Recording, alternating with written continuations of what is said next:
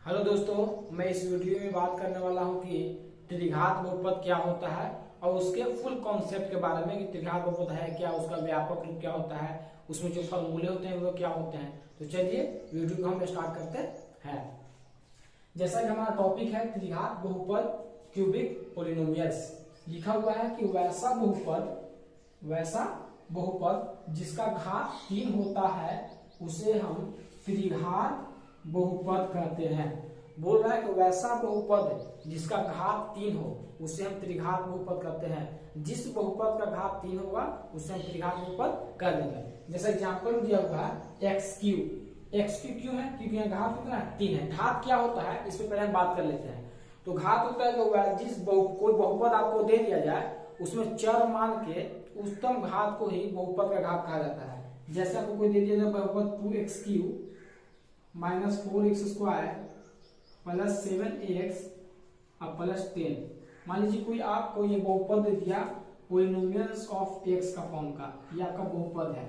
इसमें किसी ने आपसे पूछ लिया कि बताइए इस बहुपद की घात कितनी है, तो इसका बहुपद की घात का जो डिफिनेशन होता है कहता है कि चर मान के उच्चतम घात को बहुपद की घात कहते हैं। यहाँ पर देखिए चर मान कौन है, तो x यहाँ पर भी है, चर मान यहाँ पर भी है, चर मान यहाँ पर भी है। लेकिन बोलता है कि जिसका उच्चतम घात हो वही बहुपद की घात कहलाती है। यहाँ घात 3 है, यहाँ 2 है, यहाँ कितना है 1 है। लेकिन उच्चतम घात है किसके पास, उच्चतम माने सबसे ज्यादा वाला घात किसके पास है, किसके पास, 3 के पास। तो यही बहुपद क्या कहलाएगी, घात कहलाएगी। तो घात का डिफिनेशन यही होता है कि बहुपद में उपस्थित चर को उच्चतम घात को बहुपद की घात कहते हैं। इसमें कोई पूछेगा आपकी घात कितना है, इसका घात हो जाएगा आपका 3, क्योंकि इसमें चर मान का उच्चतम घात 3 है, इसलिए इसका घात कितना हो जाएगा 3। तो यहाँ डिफिनेशन बोला था कि वैसा बहुपद जिसका घात 3 होता है उसे हम त्रिघात बहुपद कहते हैं। तो जहां जहां घात 3 होगा वो हमारा त्रिघात बहुपद होगा। जैसे ax³ है, x³ यहाँ घात 3 है कि नहीं है, तो ये भी हमारा त्रिघात बहुपद है। इस बहुपद को देखिए आप, तो यहाँ भी आपका घात 3 दिख रहा है, यहाँ देखिए 3, ये भी अब क्या है त्रिघात बहुपद है। यहाँ पर आप ध्यान दीजिए इस बहुपद में भी आपका घात वाला दिख रहा है, 3 दिख रहा है, ये भी क्या आपका त्रिघात बहुपद है। हम यहाँ नहीं देख रहे हैं, हमको देखना कि चर मान का सबसे उच्चतम घात कितना है। जो उच्चतम घात होगा वही बहुपद की घात कहलाती है। इस बहुपद में उच्चतम घात 3 है, यानी कि इस पूरे बहुपद का घात कितना है 3 है, और इस पूरे बहुपद का घात 3 है, इसको इसलिए क्या है त्रिघात बहुपद है।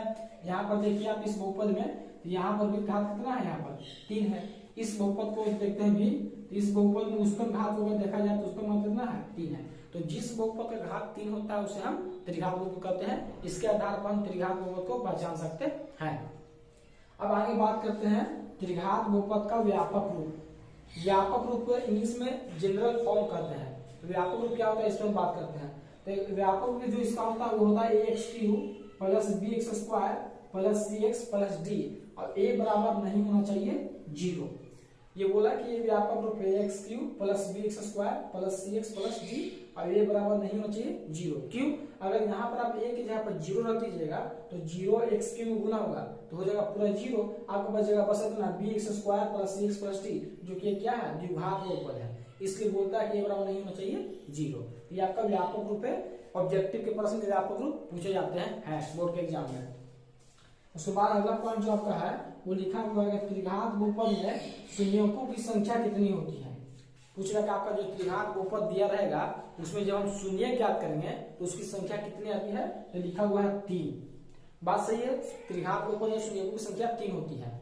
क्यों होती है, तो किसी भी बहुपद में जितना घात होता है उतना ही उनकी शून्यकों की संख्या होती है। जैसे रैखिक बहुपद को देख लीजिए, तो रैखिक बहुपद में घात 1 होता है, इसलिए उसमें शून्यकों की संख्या 1 होता है। द्विघात बहुपद को देख लीजिए, द्विघात बहुपद में घात 2 होता है, इसलिए उसमें शून्यकों की संख्या 2 होता है। अब त्रिघात ये बहुपद है, यानी कि इसमें घात कितना है 3 है, इसलिए इसमें शून्यकों की संख्या कितना होगा 3 होगा। शून्य क्या होता है कि अगर इस यहाँ पर जो आपका बहुपद दिख रहा है, यहाँ पर जो आपका चर मान दिख रहा है x, इस x की जगह पर ऐसा क्या मान रख दे इस पूरे बहुपद का मान शून्य आ जाए, उसी को हम शून्य करते हैं।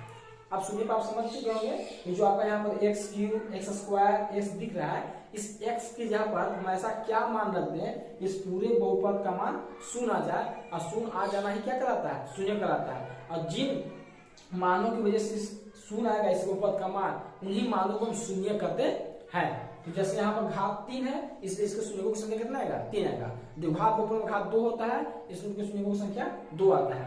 रैखिक बहुपद में घात 1 होता है, इसलिए उसकी सुनियोगों की संख्या 1 आता है। तो आप समझ गए होंगे कि त्रिघात बहुपद में सुनियोगों की संख्या होती है 3। उसके बाद दिया हुआ है कि अगर आपका कोई पोलिनोमियल्स ऑफ एक्स इसके फॉर्म का दिया हुआ रहे ax³ plus bx² plus cx plus d, यानी कि त्रिघात बहुपद के रूप का हो, जहाँ a बराबर नहीं हो क्या 0, उसमें कुछ फॉर्मूले होते हैं। जैसे यहाँ पर घात सुनियोगों की संख्या कितना है 3 है, तो जब द्विघात बहुपद में हमने सुनियोगों की संख्या 2 निकाला था, तो वहां पर 2 की वजह से हमने 2 चीज को माना था, एक को मान लिया था अल्फा और एक को मान लिया था बीटा। ये किसे माना था हमने द्विघात बहुपद, क्योंकि वहां सुनियोगों की संख्या 2 था। लेकिन यहाँ पर हमारे सुनियोगों की संख्या 3 है, तो यहाँ 3 है तो हमको 3 टर्म चाहिए, तो आप एक को मान लीजिए अल्फा, एक को मान लीजिए बीटा और एक को मान लीजिए गामा। यहाँ पर आपका शून्य 3 हो जाएंगे, एक अल्फा हो जाएंगे, एक बीटा हो जाएंगे, एक हो जाएंगे गामा। ये ग्रीक वर्ड है, इसका वीडियो हम अपलोड कर चुके हैं, उसको आप देख सकते हैं। तो ये अल्फा बीटा, ये क्या है गामा। यहाँ 3 को क्यों माने, क्योंकि घात सुनियोगों की संख्या कितना है 3 है, और द्विघात बहुपद में सिर्फ हम 2 माने थे अल्फा और बीटा, क्योंकि वहां पर सुनियोगों की संख्या सिर्फ 2 थे। तो अगर यहाँ बोल रहा है इस टाइप का कोई ग्रुप का कोई प्रश्न है, तो उसमें ये 4 फॉर्मूले होते हैं। जो फर्स्ट फॉर्मूला है वो लिखा होगा alpha plus beta plus gamma, यानी कि तीनों सुनियोगों को जब हम जोड़ते हैं तो वो किसके बराबर आता है -b/a के बराबर आता है। ये हमारा फर्स्ट फॉर्मूला है। सेकेंड बोल रहा है कि अल्फा को बीटा से गुना कर दीजिए, फिर बीटा को गामा से गुना कर दीजिए, फिर गामा को अल्फा से गुना कर दीजिए और तीनों को जोड़ दीजिए, तो जो हमारा रिजल्ट आता है वो आता है c/a आता है, यानी कि इसके बराबर इसका मान होता है। जो तीसरा फॉर्मूला हमारा है वो है कि अल्फा बीटा और गामा। बोला कि 3 सुनियोग जब आप कहेंगे त्रिघात बहुपद में, उन तीनों सुनियोगों का गुना जब कीजिएगा तो किसके बराबर आते हैं, तो आते हैं -d/a के बराबर आते हैं। ये हमारा 3 फॉर्मूला है। एग्जाम में इसका बहुत यूज होता है, इसी के यूज से हम प्रश्नों को सॉल्व करते हैं। एक और लास्ट फॉर्मूला हमारा दिया हुआ है त्रिघात बहुपद ज्ञात करने का। मान लीजिए कि प्रश्न आपको दे दिया कि अल्फा का मान 3, बीटा का मान 5 और गामा का मान 4 है, तो त्रिघात बहुपद ज्ञात कीजिए। ऐसे हम द्विघात बहुपद में बात किए थे, तो सुनियोगों की संख्या 2 को दे देता था, अब पूछता था कि द्विघात बहुपद क्या होगा। तो जस्ट लाइक उसी तरह यहाँ पर त्रिघात बहुपद आपसे पूछ लेगा, कहेगा कि 3 शून्य इस प्रकार से 3, 5, 8, तो बताइए त्रिघात बहुपद क्या होगा। तो उस कंडीशन में जो हमारा फॉर्मूला अप्लाई होगा वो हमारा फॉर्मूला यही है, त्रिघात बहुपद बराबर x³ minus alpha plus beta plus gamma x² plus alpha into beta plus beta into gamma plus gamma into alpha x और minus alpha into beta into gamma का अप्लाई करके हम त्रिघात बहुपद को ज्ञात कर लेंगे। अगर आप चाहते हैं कि जो आपको ये फॉर्मूला दिया हुआ है, first alpha plus beta plus gamma बराबर -b/a, second alpha into beta plus beta into gamma plus gamma into alpha plus c/a, एक और आपका है alpha into beta into gamma बराबर -d/a, और ये जो आपका लास्ट में फॉर्मूला जो है त्रिघात बहुपद का, अगर इसका प्रूफ देखना चाहते हैं तो इसका अगला वीडियो हम जो डालेंगे उसमें हम इस चारों फॉर्मूला को प्रूफ कर देंगे, यानी कि सिद्ध कर देंगे किस तरह से ये फॉर्मूला हमको आता है। तो बस इस वीडियो में इतना ही, अब मिलते हैं नेक्स्ट वीडियो में।